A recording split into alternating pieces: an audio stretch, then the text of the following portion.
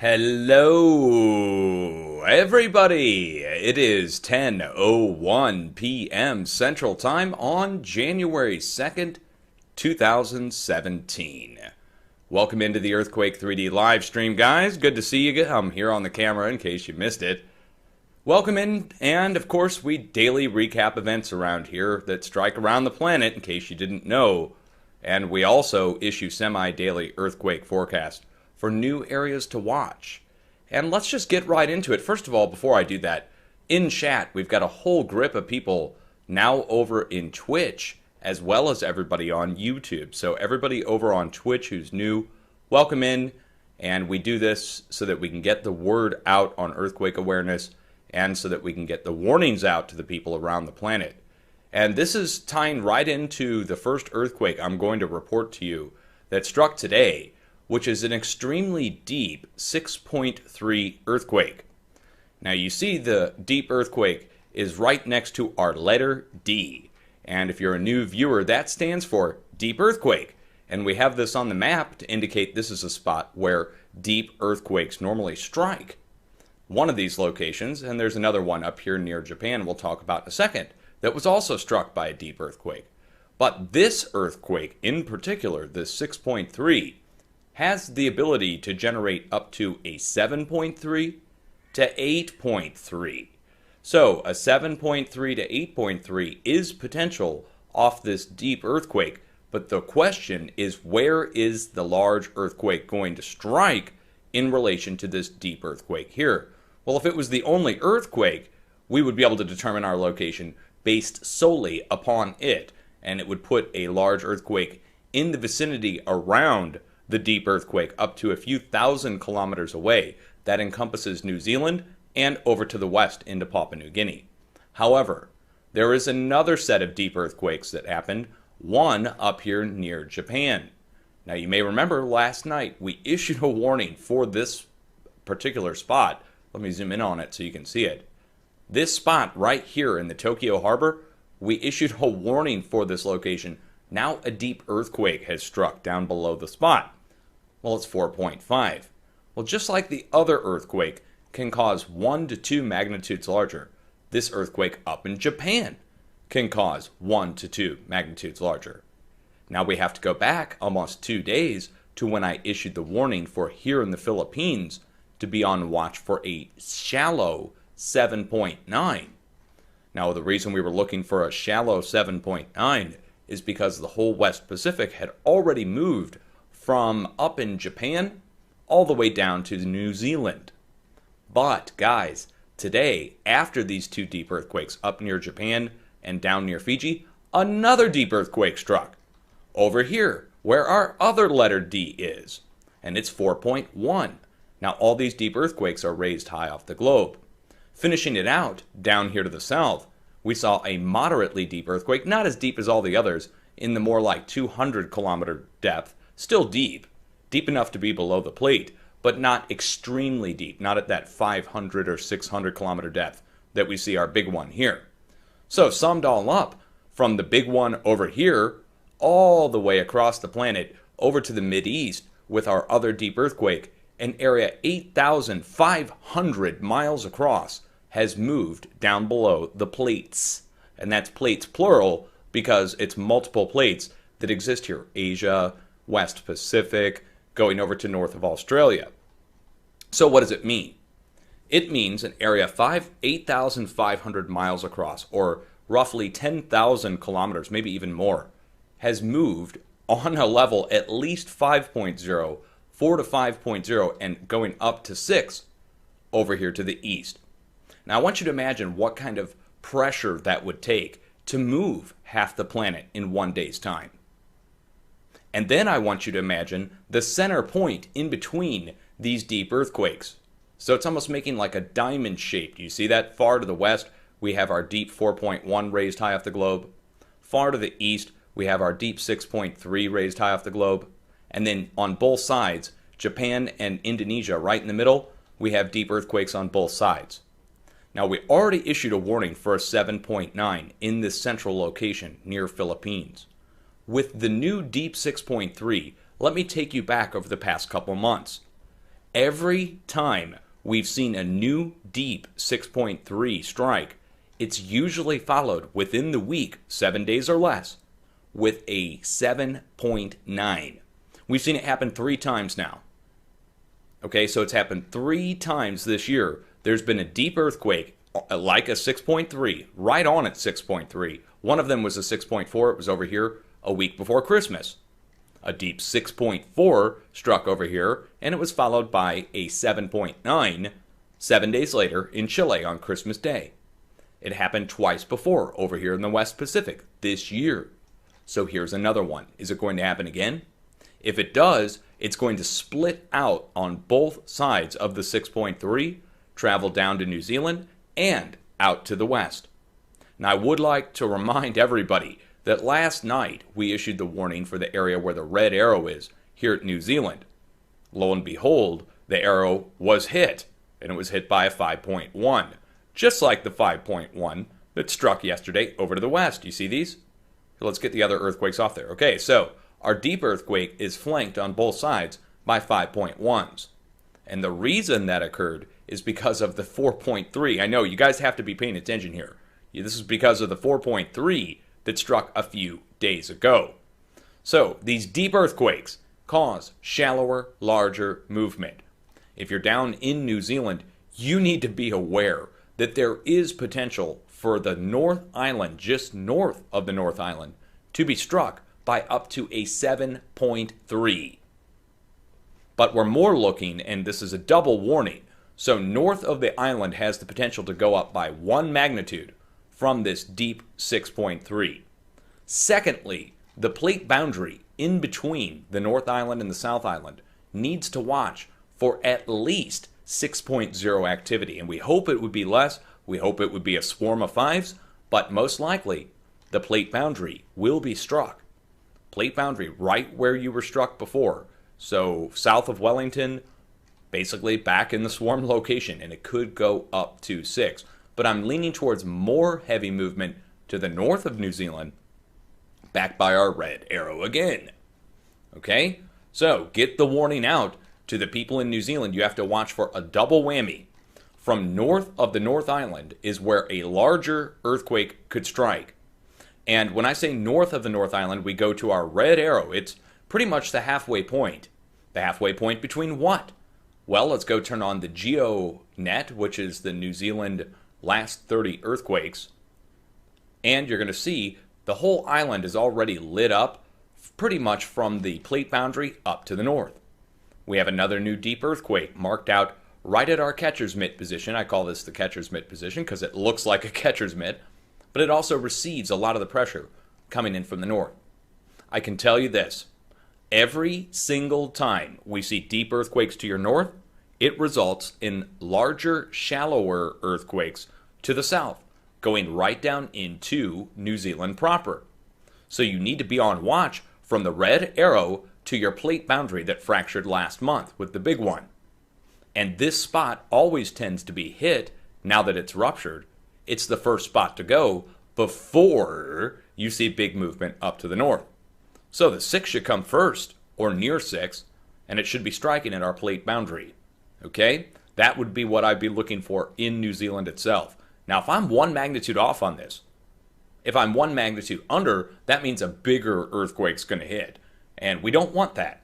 If I'm 1 magnitude over, then it'll only be in the 4 to 5 range. Won't be that big of a deal. So it's make it or break it time for New Zealand right now, guys. And I'm not exaggerating. Whenever we see these deep earthquakes, you have to watch for larger movement, man. I'm not exaggerating. So please just dust off your plans and be ready, be on watch. If you know, I saw somebody say, should we contact the fire departments down in New Zealand? Let them know. Yes. Yes, you should. You should let them know that there's been a large, deep earthquake to their north, and usually that puts pressure down on New Zealand. It would be prudent to just be prepared. You don't have to be sleeping outside in a hammock, but you do have to be on watch that it could go down and it could be larger than the 6.3 that's to your north. But most likely, most of the pressure is going to go to the west. That's which way most of our arrows point. You can see on the map here, most of our arrows go to the west by northwest. And the pressure escapes out of the Pacific and goes over towards Europe. It also goes up and around clockwise towards the coast of the United States. And we'll get into the U.S. next, but first things first, one other set of earthquakes struck that I got to tell you about. You remember how we warned right here at our red arrow last night and told everybody to watch for a mid-range 5 to 6.0 earthquake? Mid-range 5 struck. Now they downgrade down to, first actually was at a 5, then they put it up to 5.6, then they immediately took it down to 5.3. Well, we were looking for a mid-range 5 to 6.0 earthquake. And here it is, and it struck right at the red arrow. Why did it strike at the red arrow? Well, it's the spot, the fulcrum point, that we talked about between Cinnabung and these earthquakes over to the east. You remember last night's update. Additionally, we warned the area up near Taiwan, but we're looking for this large movement to strike throughout the Philippines. And if it's going to be a large earthquake, if it's going to be in that 7.9 range, we need to warn all of Philippines, Western Papua New Guinea, and Taiwan. But to be prudent, or to be safe, down here at the center point, that's the primary zone we're going to be watching for. So it may encompass all of Philippines that we're going to have to watch for the next 2 more days. Now there's been this new round of deep earthquakes. That's basically just adding more punch to the overall jackhammering action that we're talking about with this deep earthquake activity, okay? Now over to Europe, what struck today? Well, guys, out here at the Mid-Atlantic Ridge, we saw activity strike, and we saw activity strike up in Poland, right along our plate boundary, right at our red arrow progression line. Now the reason earthquake struck there is, over the past couple days, take a look down to the east. Okay, so all that activity I talked about yesterday, plus a new earthquake up here at the crescent-shaped lake that we were talking about when I got shut off last night. Well, that pressure goes right over to the west, and it hit in Poland. So our 4.5, and we're definitely talking about the 4.5, pressing over to the west, exciting things to the north. But down to the south, last night, also I would like to point out, the 4.0 earthquake we were looking for to strike in Italy, it hit. And it hit pretty much right on spot. Now the magnitude they went with was a half magnitude less than what was originally reported. So it was a 4.6, 4.5 to 4.6. And you may remember we issued the warning for a 4.7. So whether or not they could do the downgrade, Central Italy was hit yesterday. That relieved the pressure, but there's new pressure coming in. And we have another day to go. So by tomorrow night, that would be the 3rd going into the 4th, we should be seeing at least a 5.0 striking here near Crete, in between Crete and Cyprus yet once again. That'll reprime things up for Italy. Now, why are we looking for a 5 in South Europe? Well, guys, we have our deep earthquake right here, and this doesn't even count what the Russians are showing. Let's go check the Russian agency really quick. Okay, so again, this feed is thanks to Squeaks and MC Player, 2 of our dedicated professionals here. And take a look at it, guys. When you see what the Russians reported over the last day and a half, you're going to notice something here. Or if you don't notice it, let me point it out to you. There's a progression of 4s going across Siberia, China, Mideast, going into South Europe over the past 2 days. Now, not all these earthquakes were reported by the USGS. Russians are reporting a few of these quakes. So we have to go to them to get the information because USGS is not reporting everything. But if you do see it, you can see the progression that has gone on over the past couple days. It follows our line of progression. Well, this is all going to happen again. With this new round of deep earthquakes happening now, it means over the next several days, things are going to be excited for the whole dang planet. And that's not an exaggeration either. With half the planet moving down below with these deep earthquakes, the other half of the planet is going to compensate. And this leads me into the United States. Guys, take a look at the screen. Now, you may remember there were no earthquakes in Oklahoma for several days' time.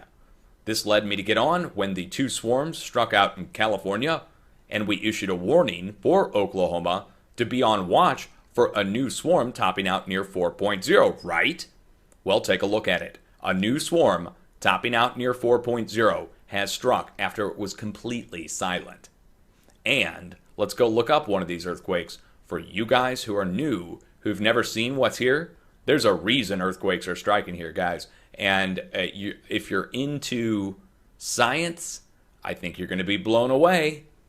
Now, you may have already heard this term, but when I search the term, or when I search the location, you're going to know what I'm talking about because it's been in the media from time to time. As we zoom in on these locations, you're going to see these yellow place marks. These are place marks for different frac wells that I've marked in the past where they're doing drilling and they're extracting gas and oil from these locations. And every single one of these square pads, and I show them all the time in my updates because there's so many earthquakes that start striking at these spots. The reason these frac wells are hit, there's water under pressure put down into these drill points. And they call it wastewater, but really all it is polluted water from big industry looking to get rid of it. And so they sell it actually. Actually, the oil companies get paid to take it and they pump it down into the ground. It fractures the shale and it releases gas, but then they just leave the water down in the well as wastewater, and they cap it off and dispose of it in what's called a disposal well. It's disgusting, I know, but that's the way they get rid of this polluted water that they can't figure out what to do with. Okay? So, as we do this, we zoom in and you can clearly see there's pads all over the place, and this imagery is from 2014. What does it mean? Well, guys, a swarm broke out here because of the swarms over to the west. Pressure transfers to the east across the whole North American plate. Now get this, professionals denied that this was possible. That's why fracking operations are being hit right now. Professionals denied that it was possible for pressure to transfer from the West Coast to the Midwest. You know how I know they denied it? They came to my pages using their real accounts to deny that there was pressure transferring across any region, and especially across the United States. They said I didn't understand geology or seismology, and that it was just a coincidence. Well, here we go. Okay, it's not a coincidence. We can plan on this like clockwork, and that's why we forecast a swarm topping out near 4.0 to be breaking out in Oklahoma within the next 2 days, and here we are on day 2, and it's hit. Now, the reason being is when pressure pushes on the plate, it hits these spots. Humans have drilled out thousands of feet. They basically have built hydraulic shock absorbers without the ability to absorb the shock. So pressurized chambers, basically. They've put a bunch of pressurized chambers in the ground. Is anybody shocked that if you introduce pressure on the underside or the side of the chamber and it's made of stone, that it might fracture and break and release those contents under pressure and cause an earthquake? I don't think anybody should be shocked. I think what geologists should be shocked about is that they somehow missed the fact that pressure transfers from the West Coast to the Midwest along the interior edge of the craton. That all being said, we are watching for a new earthquake to strike off the coast of California. And to get a better idea of the location, let me quickly turn on our smaller earthquake feed. This is going to show us the last day of all earthquakes, 0.0 and greater. Now it's going to look like a lot because it is a lot, but take a look at it, guys. Let me turn down the rings. And this is indicative of a coming earthquake off the coast. Now let me tell you why. Your warning signs in California are this. Dormant volcanoes start moving first. Then you start seeing your pumping operations like geothermal, gas, oil start to move. Then you finally start to see fault zone movement. Once the fault zones start moving and the pressure has nowhere to go except for over to the east and release of the fracking operations in the Midwest, pressure immediately backfills. Then it strikes off the coast. It's just quite simply that simple. It backfills, and whatever the size earthquakes we see strike interior to the coast, you can add those together and get a rough estimate about what is going to be striking on or off the coast within just a few days. So if we see a bunch of 2s, stacks of 1s and 2s, we can add that all up and it equals approximately an upper 4. But if we take into account the coming pressure, the pressure that's been coming across the plate from 5.0 activity over to the west and this new deep earthquake, it means over the next couple days, not only is there a threat for a 5.5 to strike, but by the end of this week, we should be actually looking at 6. So it should get hit twice. Once with the earthquake that's already primed to go, any day now, and then over the next 5 days, this new round of deep earthquakes is going to put pressure all the way around the plate and re-excite things up. But I don't want to get too far ahead of myself. First things first, 5.5 should be striking at our red arrow. After the 5.5 strikes, and that should be within the next 48 hours, over to the east, we will see a re-excitement back in Oklahoma again. I know. So it's going to just keep on going. And with this new round of deep earthquakes, it's going to get larger, guys.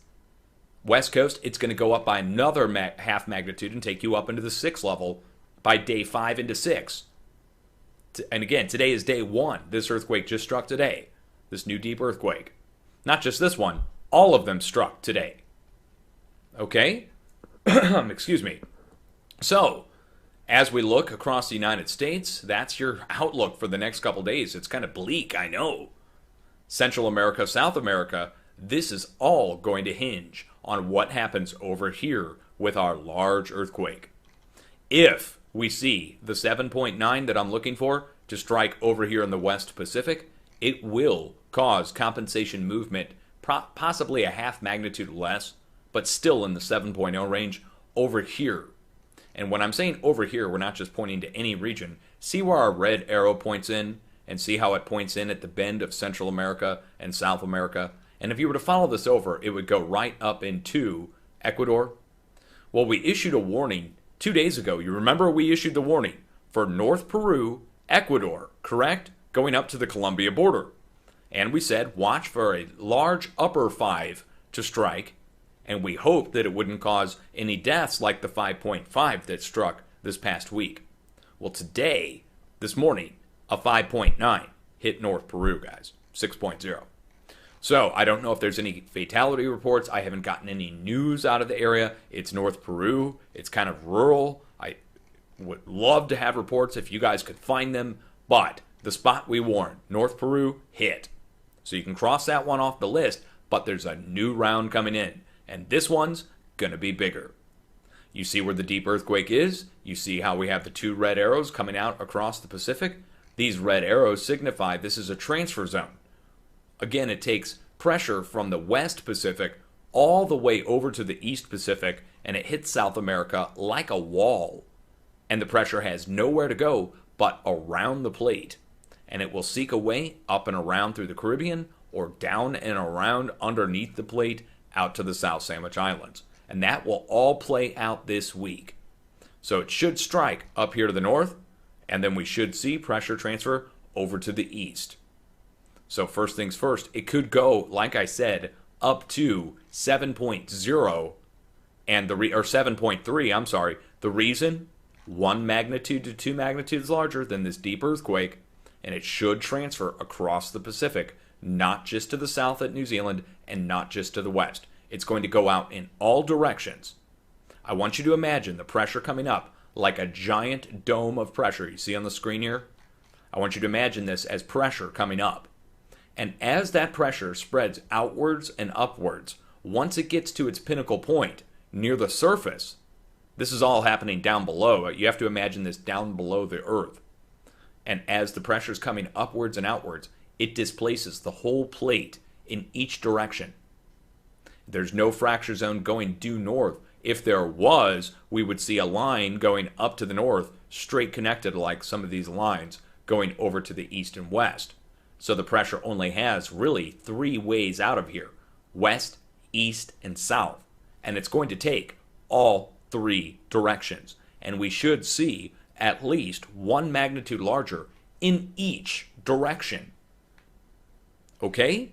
I mean, this is a big deal, guys. The last time we saw deep 6.3s like this, I got on and made the biggest deal about it. I was trying to drive home the point to everybody, and then it just got filed away. Only a few hundred people saved it or shared it, and then the 2 biggest earthquakes of the year hit. This was just 2 weeks ago, guys.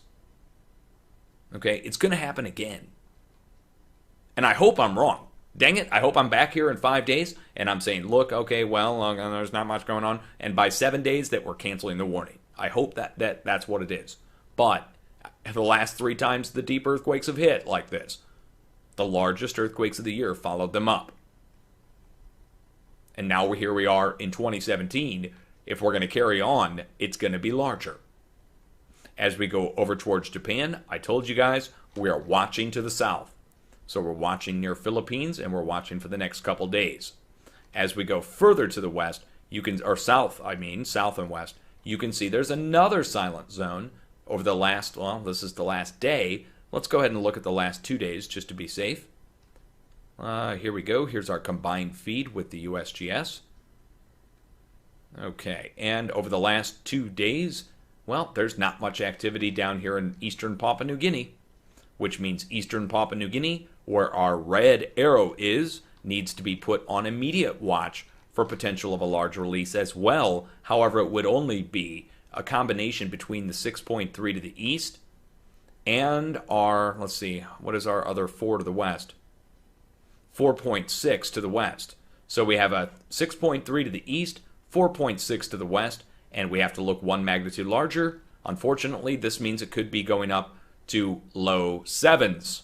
7.3 is potential. It is. I hate to say it. So how many is that now? We're going to look for, that is 3 different areas that have the potential for 7 or greater earthquakes based upon this movement that's going on right now, guys. 3 different locations. It almost sounds preposterous, I know, because we were going from 5s, we'd be going up a whole notch, but this new deep 6.3 means at least one of those is going to be striking in our silent zones to the west. It's pretty obvious where the silent zones are, right? You can see them. The silent zones are the spots that have yet to be hit along the red arrows in the West Pacific. The chances of having another large earthquake, let's say, strike over in Europe off this right now are minimal right now. It's going to strike within this vicinity between these sets of deep earthquakes. And to have this many in one day means we need to watch for the next 5 days to 6 days. So today is the 2nd, going into the 3rd internationally. So if we count out 6 days from the 3rd, 1, 2, 3, 4, 5, 6, that takes us into the 8th into the 9th. So it's a long several days where they're going to be on watch. But the last few 6.3s took up to 7 days to transfer up and out and cause the big earthquake. The last one hit on Christmas Day down in Chile. So don't let your guard down at all. Over in Europe, we're watching for this new activity to push into Europe. This should be striking at Crete and between Crete and Cyprus. So between our red arrow and the island to the east right here. And it should be 5 to 5.3. After that, 1 day, it should take for pressure to transfer up into Italy, and it should be in the upper 4 at this point. 4.8, 4.9. Maybe as low as 4.7, but more like upper 4 after the 5 strikes down here in Crete. So, and that should be within, well, let's see, the earthquake that we were expecting yesterday and today hit. Well, let's put it at 72 hours. It's already the 3rd over in Italy. So 3 days, 1, 2, 3. 5th into the 6th should have already hit. Okay? And that's going to again be upper 4. Okay, so that sums it up. I mean, guys, right about now, I would say you should have a plan and be prepared if you live along one of these zones. You know, if you live up in Minnesota or, central Canada, you might be all good. But down here, down along the edge of the Craton, out on the West Coast, you guys hear it all the time, so I'm sure you probably, you already have an earthquake plan, right? But dust it off. Make sure you know what to do. Make sure your bug-out bag is stocked and ready. And it's not that big of a deal. You don't have to have stockpiles of food and water. Just make sure you got an extra set of keys, a way of communication, and make sure your loved ones, your kids, your employees, make sure they know what to do. Okay? And I don't know what your specific lifestyle situation is, so I don't know whether you live in an apartment or a single-story house. Is it rock? Is it made out of stone? I don't know what your living situation is. So you need to look around your house and know what to do. And if you don't know what to do, you can search earthquake preparedness online, anywhere, and you'll find a boatload of resources. I don't have to tell you how to do that. You know how to do it. I just have to poke you to go do it. So go do it. You don't even have to spend any money. Just go read something about what to do, okay?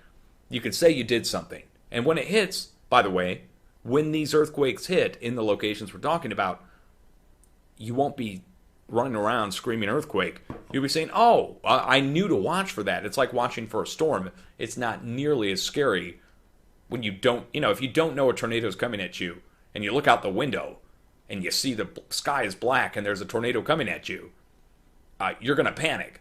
But if you know it's coming, well, you'll probably still be scared a little bit, but you'll be doing what you need to do to prepare for a storm.